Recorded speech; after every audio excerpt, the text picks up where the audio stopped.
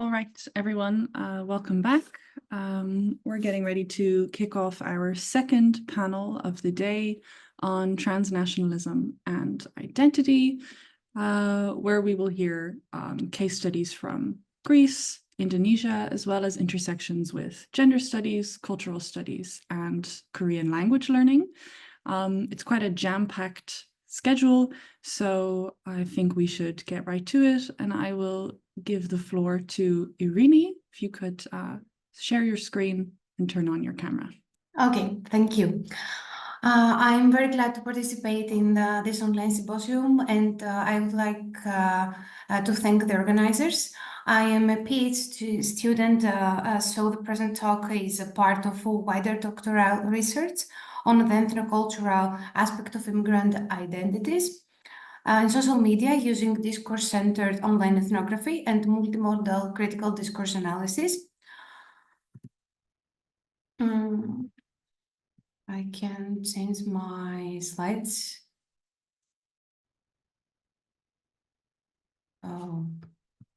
Okay. The outline of my presentation, the introduction, some theoretical underpinnings, analysis, and conclusions. Here you can see the Greeks' demographics in South Korea and her profile picture on TikTok. So in the present talk, I focus on linguistic and semiotic ways and TikTok's affordances by which a Greek love immigrant and micro-celebrity in South Korea shows Korean culture and heritage, proposes activities for visitors in Korea, shows the proliferation of K-drama, and constructs her ethnocultural identity. I'm going to explain briefly some theoretical concepts. First of all, according to Abidin in South Korea, it has become a growing trend from foreign influencers to promote Korean cultures. In the presented case study, this tendency is detected, especially through reaction, K-pop and K-drama react, Korean culture promotion, and through culture vlogs. Promotional labor is commonly cited in the contemporary mediascape, frequently done by internet celebrities, fans, and micro-celebrities.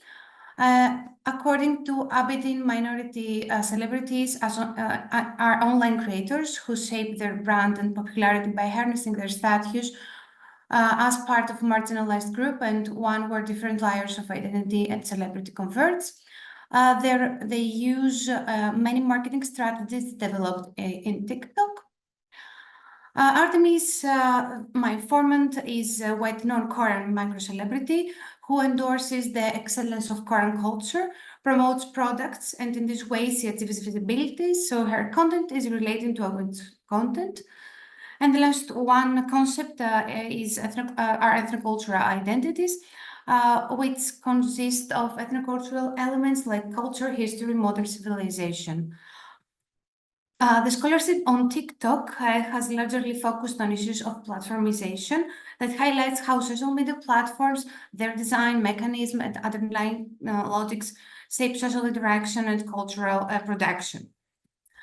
TikTok has affordances in interactive and creative features.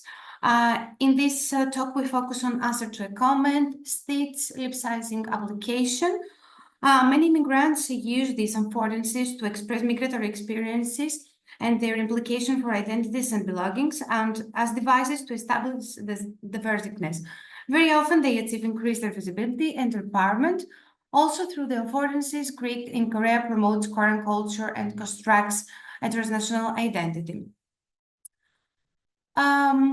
I continue with one video about activities for visitors in Korea. The informant using the TikTok affordance answer to a comment attempts to respond to one Greek who wants to travel to Korea, and see he asked for some information. In the video, contextualization is used, as through the video she refers to her blog and her articles with advice about Korea. Both in the embedded written and oral text, the informant uses the same cognitive verb in subjunctive and in the second person singular, you can see. These choices create an intimacy and solidarity towards the recipients and even deconstructs synthetic personalization, because by using material processes, advice is not directed, as is common in promotional practices, to the same individuals regarding preferences and socioeconomic status, but its individuals' idiosyncrasies are taken into account, and Artemis' familiarity with every aspect of oral culture is highlighted. Here you can see the hashtags in Greek and English, which are local indicators of Greek and Korea, thus creating a hybridity. Hashtag married is interesting as it validates Artemis' relationship with Korea.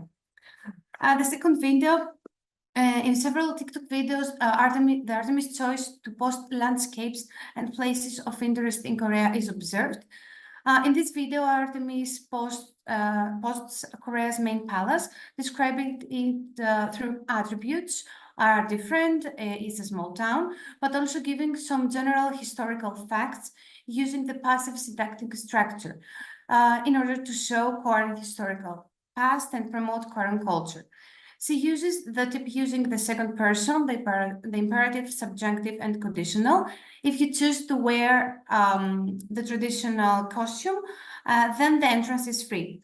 These choices create intimacy and solidarity towards people who are seen as the same and equal preferences, socioeconomic status. So we have synthetic personalization, construct synthetic personalization, according to which the feeling is given that the address is made to the masses. This is a marketing practice. As for the semiotic means, and as you can see, she also lists a design mock-up of the original form of the palace with the aim of attracting online recipients, especially Greeks, by providing historical information. Thus, Artemis introduces it to the recipients, becoming thus an active carrier of Korean culture. And in this case, hashtags are used, which are again local indicators of Greece and Korea. Moreover, she uses the Korean flag, which results in the creation of the intercultural hybridity. In this case, the hashtag story time is interesting because it corresponds to a small story, according to Yadav, from her married life in Korea, which includes familiarization with Korean culture. Also, the use of N Greek, this means English in Greek alphabet, has linguistic interest, and it is used for the following reasons. It represents another voice, it gives a sense of orality, and it results in the creation of hybrid texts with elements of oral and written texts. The next video, Artemis uploads a video of K-drama Skin adapted to her point of view, Prof. She utilizes the dialogue in the form of Abidin text and therefore then lip-syncing application. Here you can see the dialogue. As for the semiotic means, she wears the traditional Korean hanbok and adapts her expressions to those of Koreans. She uses humor towards Korean stories and specifically towards the dialogues and the verbal and expressive reactions of the K-drama actors. In the comments, she says, everyone bow to my acting talent, with a clown emoji and two laughing faces.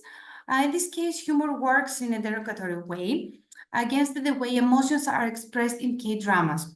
What is implied by the use of humor is the comparison between the emotional reactions of everyday life and the exaggerated performance of these in K-dramas, and signaled through the use of the word recreation.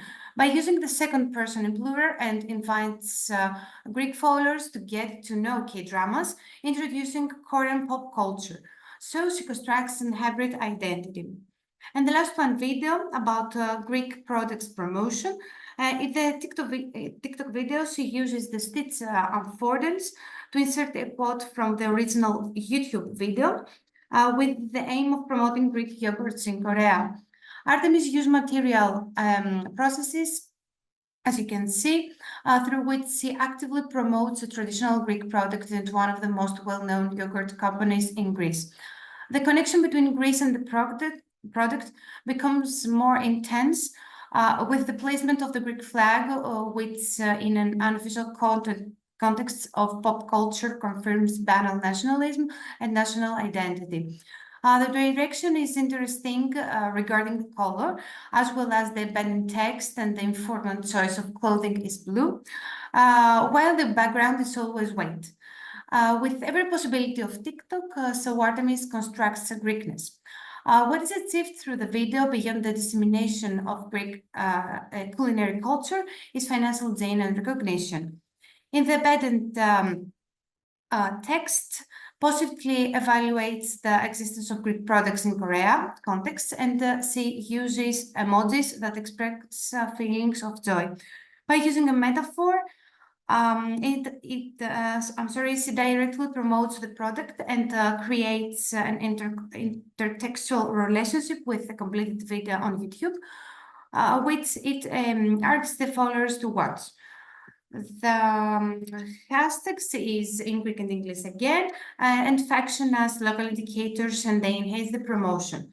Finally, there is a code switching between English and Korean, which promotes the product to the transnational audience, so a fluid hybrid identity formed. And my conclusions, she constructs a hybrid transnational identity with Greek and Korean elements. She has an assimilative inclination to Korean culture. She promotes Korean culture with Korean heritage and K-drama, and she achieves the Westernization with Korean elements penetrated to Greek discourse. So the ethnocultural identity is enlisted to promotional labor and enlists to marketization according to neoliberal ideology, and contributes to the strengthening of national economy. My bibliography, and thank you for listening. Thank you, Irini, for your presentation. Next, we have Aulia presenting on Indonesian women, Korean cosmetic surgery. Okay, thank you very much. I'm delighted to present our research, which entitled Beauty Beyond Borders, Indonesian Women, Korean Cosmetic Surgery, and TikTok for this afternoon. My name is Aulia Rahmawati. I'm from Communication Science Department in UPN in Surabaya, Indonesia. So our research examines how the particularly Indonesian women use and share their experience on their TikTok channels and how they deal with Korean cosmetic surgery. We also employed post-feminist theory and digital discourse analysis to investigate the complex interplay between gender, cultural identity, and social media discourse in this context. So in the first part of my presentations, I would like to lay out the context and relevance of this study. We knew that the rise of TikTok as global social media platform and the pervasiveness influence of Korean culture or Hallyu, particularly around the beauty ideals, especially on Indonesia through this campaign on beauty ideals. This platform, TikTok, has rapidly reshaped the global digital landscape, becoming a key space for identity constructions and also post-feminist expressions, particularly in Asia. Its short-form video format has revolutionized how people share experience and construct their digital identity. To be exact, our latest data show that Indonesia now has 127 millions of TikTok users, one of the biggest in the world, only second to United States. Clearly that TikTok right now is the most popular and widely used social media here in Indonesia, which made our research on TikTok is more important than ever. And then perhaps to delve a little bit into Korean wave or Hallyu, this term refers to the global popularity of South Korean culture encompassing K-pop, K-dramas, fashion, as well as beauty ideals.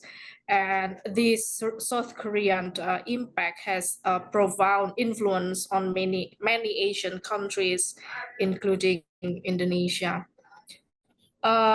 Specifically on Korean beauty ideals, which characterized by many features of beauty ideals in Korean version, fair skin, and then double eyelids and V-shaped jawline have become increasingly popular in Indonesia following the success of Korean pop and Korean drama. So this popularity is driven by the widespread consumptions of Korean media, which showcase these beauty standards. Even the local beauty products in Indonesia really copy and paste the feature of Korean beauty standards as also as their advertising. So the pervasive influence of Korean beauty ideals in Indonesia has led to a surge in demand for Korean style cosmetics, skincare routines, and even cosmetic surgery procedures. Indonesian women exposed to these ideals through various media channels and are increasingly aspiring to achieve Korean look. This cultural context is crucial for understanding why Indonesian women are not only seeking Korean cosmetic surgery, but also sharing their experience on platforms like TikTok.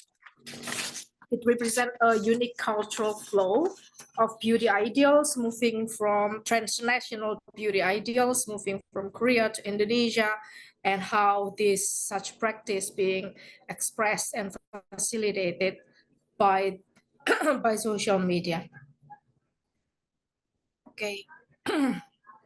As our methodology centered on the analysis of some of the TikTok videos, which we can find around Indonesian women who sharing their experience with Korean cosmetic surgery. We focused on the content created by Indonesian women discussing their experiences. So through this analysis, we explored how this digital narrative embody post-feminist sensibilities, for example, towards the word choice and then empowerment and then self-improvement and so on. We paid particular attention to how this narrative reflect the influence of Korean beauty standards and how they're being adapted in Indonesian context.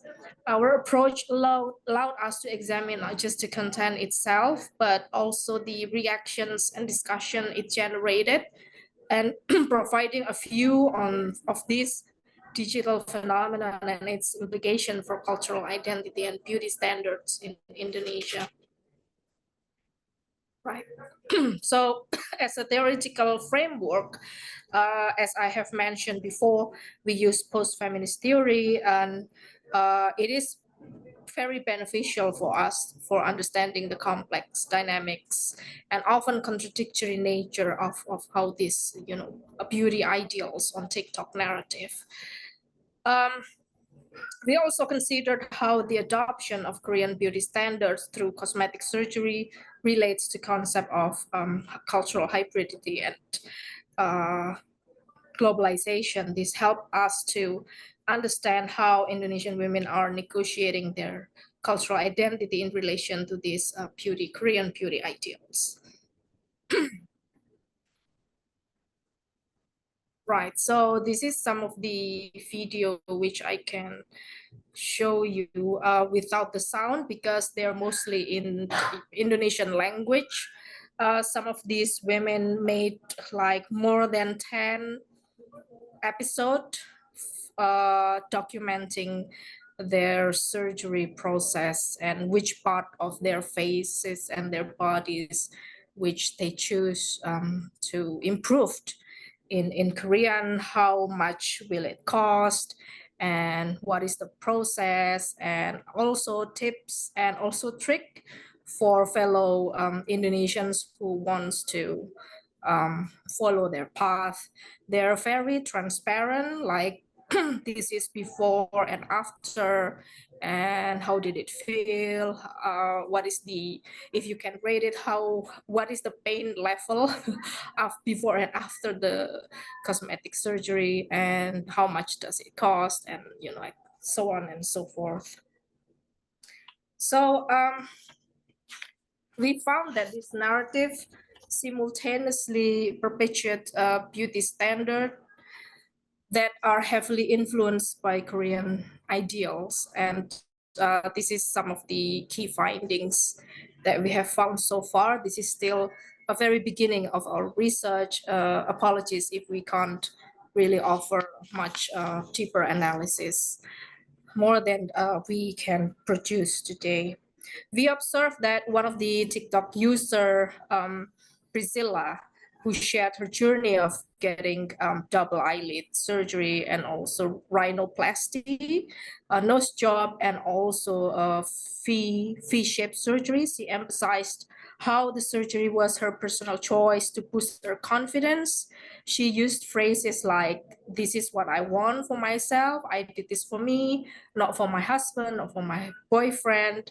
And I feel so much more like myself now. So like the way I look match the personality that, that I have." So this narrative aligns with post-feminist ideals of self-determination, empowerment. And what we have found so far, also the perpetuation of Korean beauty standards, for example, of the middle video made by Francisca. Mind you that they're not public figure, in a sense that they're just ordinary women with so much money to do this Korean cosmetic, but they are in no way influencers. One of the girl, Francisca, showed before and after photos praising her new Korean style eyes.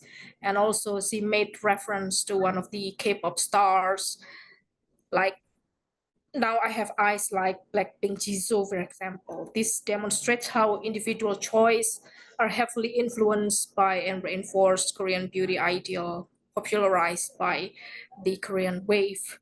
And also another user, Jocelyn, which is her video is on the right hand. She documented her journey in rhinoplasty or nose job. The video was set to upbeat music and use playful filters. This format we analyzed that this format glosses over surgical process, recovery time, potential risk, and potentially romanticizing the procedure. We also found that this kind of video before and after cosmetic surgery perpetuates simplifications of very complex and personal decisions. We often saw the users asking questions like, "Where did you get it done and how much did it cost?" The creator, because of the nature facilitated by the TikTok, because it's very short, simple video, the creators will respond with a very brief and simplified answer. So this sort of quick exchange of information oversimplifies the complex decision-making process involved in choosing to undergo cosmetic surgery. All of these examples illustrate the contradictory nature of this TikTok narrative. While they provide a platform for women to share their experience and assert their agencies, they also simultaneously reinforce narrow beauty standards and may oversimplify the realities of cosmetic surgery. Right, so, Thank you. okay. I'm afraid we need to move on. Okay, I'm just going to conclude very briefly. Yeah. So in conclusion, our research revealed a very complex interplay between empowerment and reinforcement of beauty standard in digital space. And it also highlights TikTok's significant role in shaping the transnational cultural flow and contribute to our understanding of Asian beauty politics. I will leave it at that. Thank you so much. Thank you, Aulia. Sorry to interrupt you there. Next, we have Jaya. Jaya. You are ready to share your presentation with us? Okay, I hope everyone see my paper. Hi, everyone. I'm Jaya Yadav. I teach English at Bharati College at Delhi University. So my paper for today is titled Culture, Consumption in Korea, Analyzing Western Influences in Korea Through the Lens of Gender and Cultural Studies. South Korea's Ministry of Culture and Sports and Tourism in January 2024 reported that South Korea's exports of copyrighted pop culture content in 2022 gained a new peak of 13.2 billion, a more than 6% jump over from 2021. These exports fall amongst 11 different sectors, including publishing, music, games, broadcasting, film, and animation.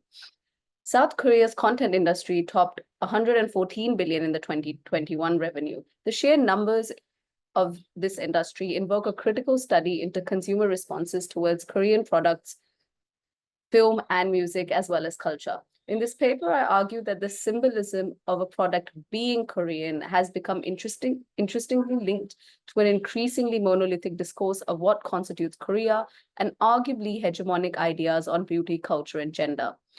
Amidst these questions of representation, examining the side of TikTok as a platform that acts almost as a perpetual advertisement of Korea and consumption becomes an interesting focal lens to outline issues of race and identity. Whether it is K-dramas, K-beauty, or K-pop taking the world by storm, the symbolism of representing Korea through not only Koreans living in Korea, but Koreans abroad and many foreigners become part of this vast matrix and network of trade of ideas, cultures, and feeling on a digital side. Famous TikTokers in Korea, often foreigners from Western nations, add to the unending circuit of capitalism rooted in both cultural and material capital, where it's necessary to interrogate gender roles through an intersection of ethnicity, race, and class. It is important to note that much of South Korea's soft power comes from the reproduction of images in the digital culture that are often created and marketed in Asia and Europe, where famous online fandom forums inadvertently ensure the longevity of K-dramas and K-pop, permeating into the domain of the beauty industry too. Uliadi highlights that TikTok is an incubator of micro-identities, meaning that people with the same interests can come together very easily, express themselves, and promote their hobbies and interests. It must be reiterated that the case of Korea is unique, as the popularity of various shows, such as the Squid Games, marks in a certain way the acceptance and recognition of the Korean language and culture. Psychology Today noted in 2021 that there were certain key factors linked to this. The show is in Korean, I quote, "It is set in Korea and the people speak Korean." This taps into the global Korea mania evidenced by the breathtaking popularity of K-pop, end quote. This shift from cultural representations adhering to Western paradigms of watching and consuming Korean dramas to invoking a lens that is centered within Korea captures the imaginations of audiences across the globe, testifying to the emergent socio and geopolitical trends in terms of trade, international relations, and viewership. However, one must study these shifts within the larger overarching framework of patriarchy and other issues of race and gender. Haijin Ju in essay, The Korean Wave and Korean Drama echoes this sentiment, and I quote, "The Korean wave is the foremost most popular transnational cultural flow by an Asian media and pop culture. For the past 2 decades, it has been recognized in many parts of the world and has articulated dynamic junctures of globalization, regionalization, and localization in the realms of media and popular culture. Within globalization and cultural studies, the Korean wave calls for the mapping out of transnational cultural flows from Asia at large over a US or a UK-centered network. Similarly, Korean wave studies seek to establish a solid theoretical conceptualization of this phenomena in light of the continuing global cultural power dynamics movement away from a center-periphery division, which has been perceived as an old and hegemonic paradigm since the early 21st century. In addition, localizing consumption patterns of Korean popular culture and its various types of content due to the Korean wave from Asia to South and North America and Europe demands special attention to the intertwined relationships between productive audience engagement with K-pop content and different local media's convergence into that pattern, end quote. This reimagining and reconstruction of Korea through TikTok arguably functions as a medium that allows for the quote-unquote aura, to borrow from Walter Benjamin's seminal essay, The Work of Art in the Age of Mechanical Reproduction, to ironically be reproduced. Through TikTok, fans who have never visited Korea are allowed to reimagine it in the contemporary era as a space that allows them to live and experience love, romance, and horror vicariously. In this study, I used 2 popular influencers, Dima Loves Drama and Nuna Nuchi, to outline questions of gender, representation, and class. Both influencers often analyze new K-dramas on their social media and argue that they can even be cathartic. In one way, highlighting the manner in which glorification of K-dramas on TikTok further cements conventional gender roles and offers no room to analyze Korea's real class problems, which have been captured in films like Parasite. One must ask, do influencers solidify singular readings of culture, romance, tangent on heterosexuality? What role does TikTok play in mystifying Korea for the online viewers? Does the interplay of K-dramas add to Korea's dominance across culture, trade, or can it become a site of critique to delve deeper into Korea's issues of patriarchy and class? Now, Dima Loves Drama is run by Dima Abu Nasir, a Palestinian Canadian who lives in the UAE, who said in an interview that, and I quote, "I hadn't found anybody that watched K-dramas either, so I just decided to go for it. If there wasn't people in my community talking about K-dramas, I would create one," end quote. She started Dima Loves Drama in December 2019 and today has over 300,000 followers on Instagram. Now, Nuna Nunchi is Janey Y. Yang, who's actually a licensed marriage and family therapist, as well as a certified clinical trauma professional who has over 76,000 followers on Instagram and advocates for understanding mental health through her close analysis of various K-dramas. Now, it is interesting to know that she's also started a tour of Korea that starts at $4,900. Now, how do we see these influencers in the complex network of TikTok, digital humanities, and capitalism? Much of Dima's work focuses on watching K-dramas, offering her insights in terms of plot and character. She recently went on the Nunchi tour and posted from various shooting sites in Korea, offering a sanitized and tailor-made version of the city. One may even say that this reiteration of the same places where dramas have been shot, such as the Namsan Tower, the Bukchon Hancock Village, and the Doiksong Palace Stonewall, among several others, re-inscribe the same almost idyllic images of Korea and Korean culture on screen. This adds to recreating the aura of Korea for audiences abroad, visualized through a self-fashioned discourse on the nation and its culture. Now, in this removal of reality from various aspects of Korean life, TikTok must know that neither figure has commented on the recent expose of internet forums sharing women's personal information online, which has become breaking news in Korea. Moreover, through TikTok and other social media platforms, the curated lens of seeing Korea is maintained by the hands of the content creator who can conveniently overlook issues of gender. Now, where does this alter the role of TikTok as one of many reflections on Korea as a vessel that reshapes ideas not only on Korea in terms of landscape, but also Korean culture? How do we envision the future of TikTok and the online entertainment industry as an intertwined pulse network that directly pushes boundaries, but at times reinforces racial and gender stereotypes, especially through discourses on heteronormativity and romance? These are some of the questions I leave you with. Thank you. Thank you so much for your presentation, Jaya. And now we will move on to our last speaker for this panel, Jeremiah. Hello, good afternoon, everyone. My name is Jeremiah Estela Magoncia. I'm a faculty at the Ateneo de Manila University. And the title of my paper is Teaching Korean on TikTok, an exploration in digital pedagogy and social media. So there's a slight change about my title, but as compared to the submitted abstract. So as we all know, social media is becoming an increasingly popular medium for education, and one of them is the TikTok, which, according to studies, some of the studies, they say that it enhances language learning by increasing the motivation of the students, the willingness to communicate, and that it provides authentic language practice, and also it gives positive attitudes towards learning. And most of these studies were actually done not for Korean language, but for those who learn English. And so this study, and for this particular paper, I'm going to explore on how TikTok content creators teach Korean language. So why TikTok?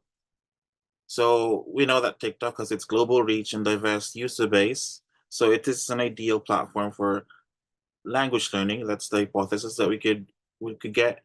And true enough, most of the studies would say that TikTok motivates learners, and most of them would say that it enhances vocabulary, pronunciation, speaking practices, and the teachers could incorporate this and serve as a collaborative activity for students to do.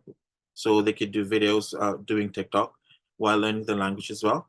And then the platform has its features, its format as a nano learning, the bit-size lessons that it could provide.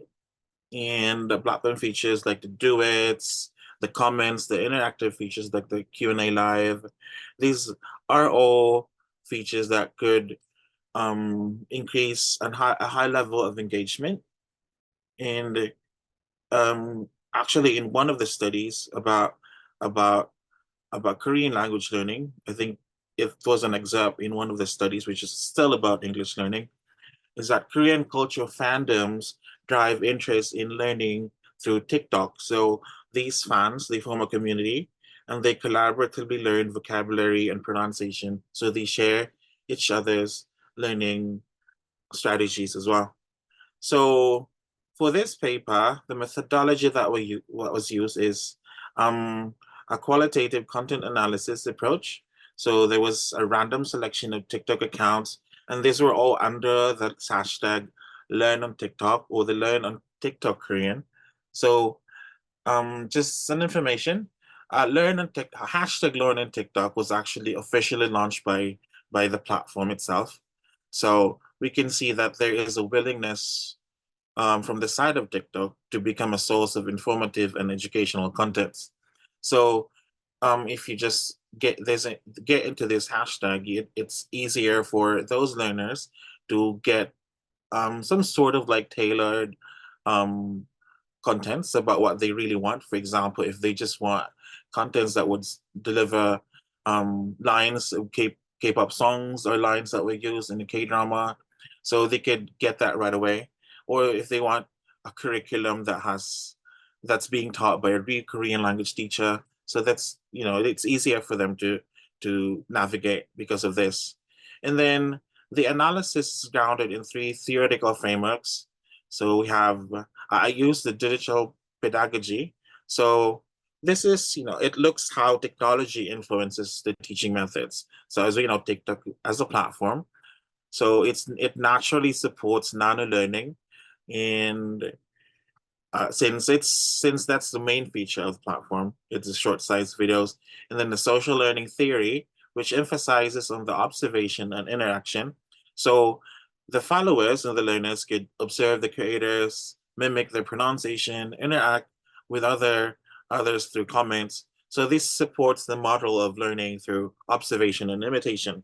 And then the communities of practice, where the learners, as I've said earlier, they share the knowledge through common interests. So the TikTok users would, form communities and share what they've learned about the language and the culture.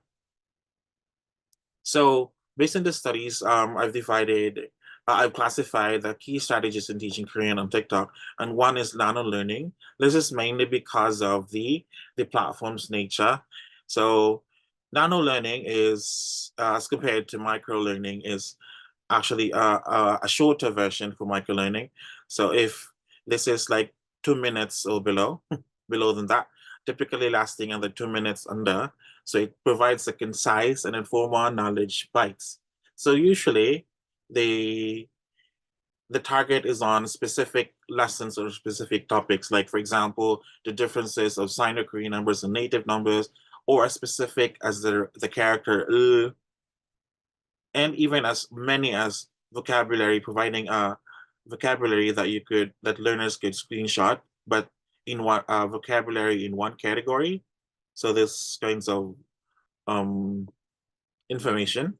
And then there's also gamification, which is the process of incorporating game elements into activities. So the purpose of this one is actually more on enhancing the participation and engagement of the content. So one feature of TikTok is that you can do it. So in terms of practice reading, you just have to follow the speed and follow and practice your reading as well. And then you can even, as a follower, as a user, you can also upload your own output. So while you read it, and then sometimes the teachers can also have quizzes. So they could be as creative as, you know, putting images, and then, as you know, try to make the learners themselves identify the vocabs, the right grammar pattern, those kinds of things. And then, you know, it encourages creativity if there's a gamification as well. And then another strategy used is the cultural integration. So many creators integrate Korean culture like K-pop, food, or daily life into their lessons. And actually, for me as a Korean language teacher as well, this is very helpful and beneficial for not only for the students, but also for the teachers. Because for those, even in my case, I live in South Korea for a long time, but other teachers in the Philippines are teaching Korean language. Some of them, they haven't been to South Korea, so they've only learned through trainings and through textbook. But through these kinds of contents, they could use these contents so that you know, they could deliver nuances in daily life and culture which they have not experienced yet. So for example, the expressions "우리 한번 밥 먹자," it doesn't really literally means that let's go and eat, but it's actually just an expression, you know, to say goodbye or to say, you know, to end the conversation. So things like that. And then the last one is the interactive engagement. So interactive engagement may not be like a live session, because if maybe there's none, or maybe it's very rare instance where the content creators will do live teach, because that's a little bit maybe out of their reach or capability. But the content creators try to be more creative. For example, this content creator has a musical composition background, so in delivering the contents of the vocabulary, he would be doing compositions in music that has rhythm that would encourage the listeners or followers to also sing with him. So by doing video responses, so giving feedback, so these things are making the platform itself very interactive. So what are the kinds of Korean language teachers or creators on TikTok? So usually these are the main categories, and each of these would have subcategories as well. Native Korean speakers, actually, they have the strength lies in the providing real life examples, so they could correct nuances. They have they're the most confident in terms of teaching the language, since they're supposed to know it, and they're usually deliver it in English as well. They explain it in English, or depending on the language of that particular country. For example, in the Philippines, there are several teachers who are native Korean speakers who also deliver it in Filipino. And then we have the language teachers. One good thing about this is that they try to create their contents structured, and like maybe they have backgrounds in language pedagogy, so that's one thing. But I think it's a little bit formal. And another thing is that the Korean learners themselves, or those K-pop and K-drama fans, so these are non-native speakers to document their own language learning. They share tips, so they're actually more relatable in terms of the strategies. And what other potential issues? So one thing is that there could be limited depth. So since it's a short form, so complicated nuances may not be fully explained. There's a lack of structure, since most of the language or the content creators are not really language experts. So they could just, you know, jump from topic to topic without clear progression. And there's an inconsistent content quality. As I said, they're not language experts. So there could be inaccuracies or misinformation, or they would just, you know, the topic is very casual, that would probably, you know, cause some problem if the learners would apply it in the future.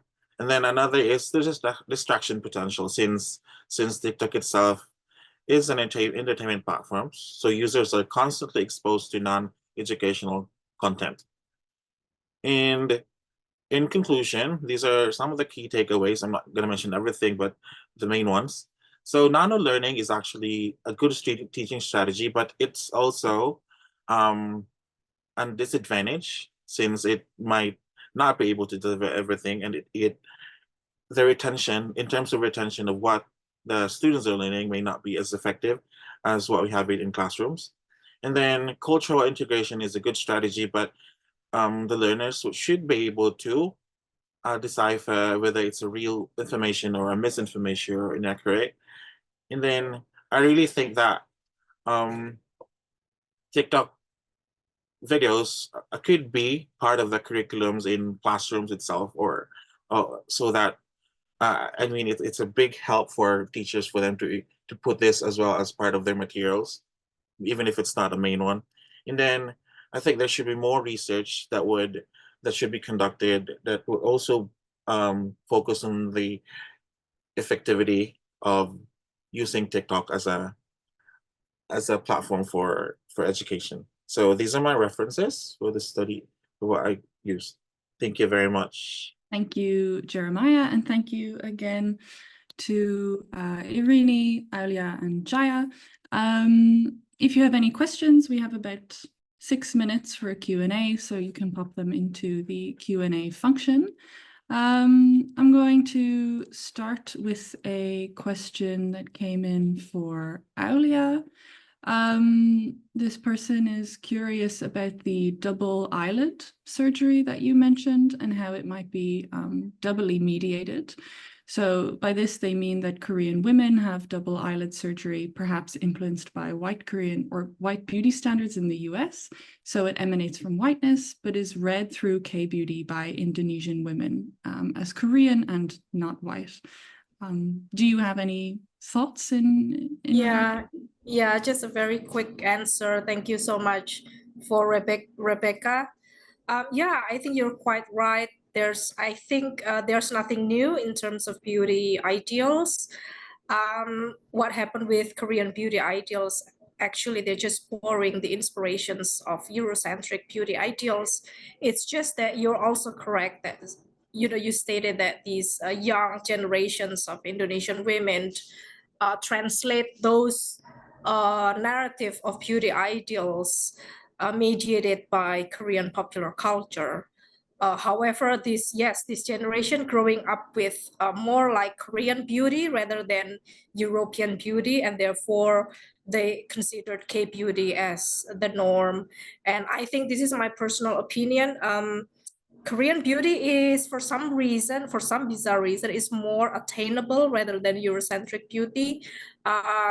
For this younger generation, perhaps they feel like being like Blackpink is more attainable rather than being like Margot Robbie. Like, you don't have to have blonde hair and blue eyes, but they found this cultural proximity in terms of emanating this Korean pop icon. Yeah, thank you. Great, thank you, Aulia. There's a question here that's come through direct message for Irini. So this person is keen to learn more about the scale of Greek, Korean migrant and digital cultures in general, and on TikTok specifically. Is this a widespread phenomenon? What have you? Yes, thank you so much for the question. No, this is not a widespread phenomenon. So, in my opinion, I have detected only this Greek that I presented, but there are another Korean Greek influencer, micro celebrity, better. I mean, her mother is from Korea and her father is from Greek, and she lives in Korea and promotes Korean culture. But the Greek Korea that I presented, in her interview, she told me that there are many Greeks in South Korea, but they don't use TikTok so much, and especially for Korean culture promotion. Maybe they use TikTok for personal purposes. But the certain Greek micro-celebrity, has a lot of stuff about culture promotion, beauty, Korean products, her working life as a teacher, and she has also video about Korean language learning. Her audience are only Greeks, and she has other accounts on Instagram and Facebook, but she isn't so active. On Instagram has mainly landscapes from Korea and Greece, and Facebook, she uses the Facebook for personal purposes and for advertising other posts in other platforms. In general, in Greece, many people are curious about Korean culture, and many watch K-dramas. Artemis is famous in Greece because of this, because of the promotion of Korean culture. And I have detected that many of them discuss in online spaces about Korean and Korean products and K-dramas. Thank you. Great, thank you for that really thoughtful answer.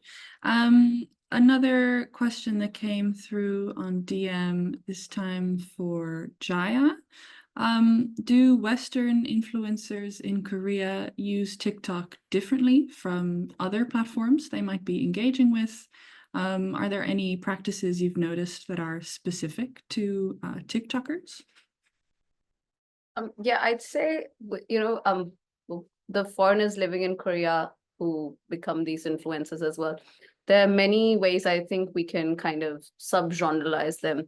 One is, the section of foreigners who actually speak Korean really well and want to immerse themselves in Korean culture. And for them, their audience is not only everyone abroad, but people living in Korea. So their way of, I'd say, storytelling is slightly different to a lot of influencers who, like Aulia's presentation mentioned, might just go for Korea for a trip for surgeries, or other influencers across the world who use going to Korea as like this sitemap or a level of achievement that, we can afford to do this. So I would say their way of interacting with everybody on TikTok is slightly different, especially because they're not speaking the language. They're probably using somebody to get through, and their experience is going to be really different walking and experiencing Korea when they can't speak the language. So at least there's a binary between, I'd say, these two groups of influencers, especially. I hope that answers a bit of your question. Thank you for asking that. Great, thank you, Jaya. And one quick final question for Jeremiah this time. Also from DM, this person mentioned that they're very grateful for your thoughtful and balanced presentation, and that they appreciate your reflections on the challenges and limitations of foreign language learning on TikTok. Do you think that this phenomenon is here to stay, given that there's so much noise and inaccurate teaching on TikTok now? Yeah, I think as long as there's no new technology that's going to replace it, so far I think it's this kinds of short bit-sized kinds of videos are very much popular among teenagers or even young learners. So I think it's gonna stay for now, as long as there's if we analyze it in the media evolution phases, it could be toppled by another new technology or a more innovative one. Okay, great. Thank you for your answer. I think that is it for this panel. Thank you again, Jaya, Aulia, Jeremiah, and Irini for your really insightful contributions. We'll take another short break, and then we'll move on to our final panel of the day.